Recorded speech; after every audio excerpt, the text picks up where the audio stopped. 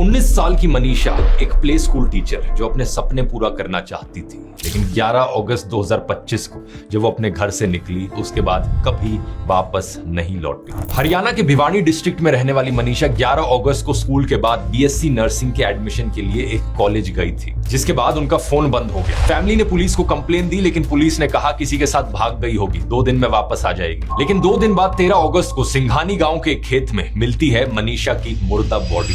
उनका गला कटा हुआ था, कई सारे ऑर्गन्स बॉडी से गायब थे। पुलिस ने फिर जाकर मर्डर का केस दर्ज किया। भिवानी सिविल हॉस्पिटल की जब पहली पोस्टमार्टम रिपोर्ट निकल कर आती है, बताया जाता है कि मनीषा के गले पर किसी धारदार हथियार से काटे जाने के निशान मिले। लेकिन 15 अगस्त को पीजीआई रोहतक में दोबारा पोस्टमार्टम होता है। अब कहा जाता है कि मनीषा की बॉडी में पेस्टिसाइड मिला और पुलिस कहने लगी कि मनीषा ने तो एक्चुअली में आत्महत्या कर ली पेस्टिसाइड खाकर। अचानक से पुलिस मनीषा की लाश के पास एक सुसाइड नोट मिलने का दावा भी करने लगी। मिसिंग ऑर्गन्स पर सवाल उठा तो कहा गया कि किसी जानवर के खाने से ऐसा हो गया होगा। मतलब हद होती है। जाहिर सी बात है, लोगों ने आरोप लगाया कि पुलिस यहाँ पर कवर अप करने की कोशिश कर रही है, लेकिन लोग सड़कों पर आ गए प्रोटेस्ट करने के लिए। सरकार ने इंटरनेट सस्पेंड कर दिया। ये हरियाणा में एक बहुत बड़ा मुद्दा बन गया है जो स्टेट के लॉ एंड ऑर्डर पर सवाल खड़े करता है। दूसरी पोस्टमार्टम रिपोर्ट में कई सारी इनकंसिस्टेंसीज भी सामने आई, जैसे कि रिपोर्ट में कपड़ों की जांच नहीं की गई थी, जो कि एक बड़ी लापरवाही थी।